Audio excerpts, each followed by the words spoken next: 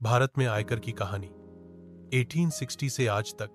बहुत समय पहले 1860 में भारत ब्रिटिश शासन के अधीन था। देश को हाल ही में 1857 की क्रांति का भारी खामियाजा भुगतना पड़ा था। सरकार के पास पैसा नहीं था और अंग्रेज अफसरों को लगा कि अब लोगों से टैक्स लेना जरूरी हो गया है।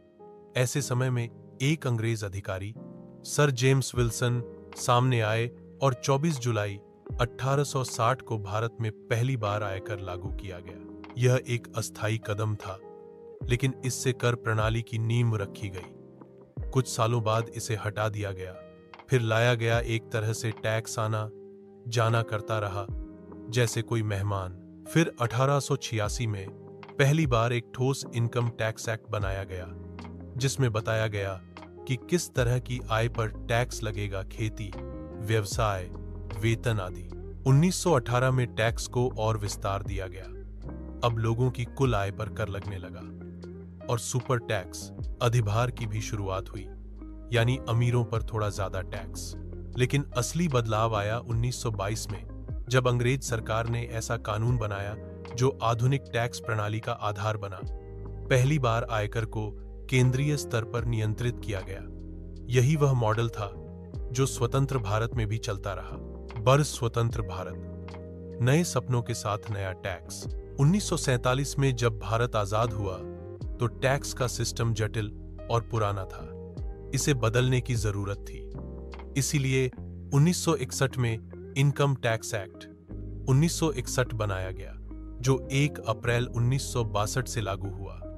इस नए कानून में 5 तरह की आय पर टैक्स लगाने की बात की गई, जैसे वेतन, घर से आय, व्यापार, पूंजी लाभ और अन्य स्रोत। यहीं से शुरू हुआ एक नया युग और इसके साथ बना CBDT, central board of direct taxes, जो आज भी भारत में टैक्स नीति बनाता है।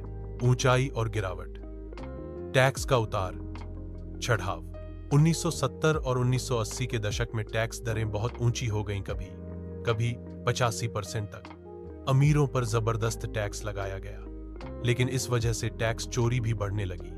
1991 में जब भारत ने आर्थिक उदारीकरण लिबरलाइजेशन किया, तब टैक्स प्रणाली को भी सुधारा गया। टैक्स दरें कम हुई और सरकार ने कम टैक्स लो, ज्यादा टैक्स भरो की नीति अपनाई।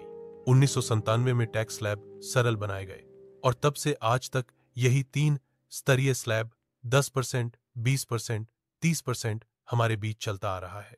डिजिटल युग और नए प्रयोग 2000 के बाद आयकर विभाग ने डिजिटल होना शुरू किया। ऑनलाइन रिटर्न, आधार से लिंकिंग, TDS और पैन जैसी सुविधाएं आईं। 2015 में काले धन पर लगाम लगाने के लिए ब्लैक मनी एक्ट लाया गया। 2020 में एक बड़ा बदलाव हुआ। सरकार ने नई टैक्स व्यवस्था दी, जिसमें कम टैक्स दरें थीं, लेकिन कटौती नहीं मिलती थी। अब टैक्स दाता के पास 2 विकल्प थे, पुराना या नया सिस्टम।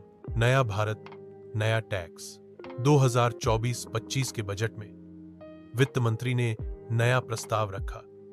अब आम आदमी के लिए 1-12 लाख तक की आय पर कोई टैक्स नहीं। सरकार ने टैक्स फाइलिंग को और आसान बना दिया। और फिर आई सबसे बड़ी घोषणा। 2025 में सरकार ने संसद में इनकम टैक्स बिल 2025 पेश किया। यह नया कानून 1961 वाले पुराने कानून को पूरी तरह से बदल देगा। यह नया कानून संभवतः 1 अप्रैल 2026 से लागू होगा और तब भारत का टैक्स सिस्टम और भी आधुनिक, पारदर्शी और सरल हो जाएगा।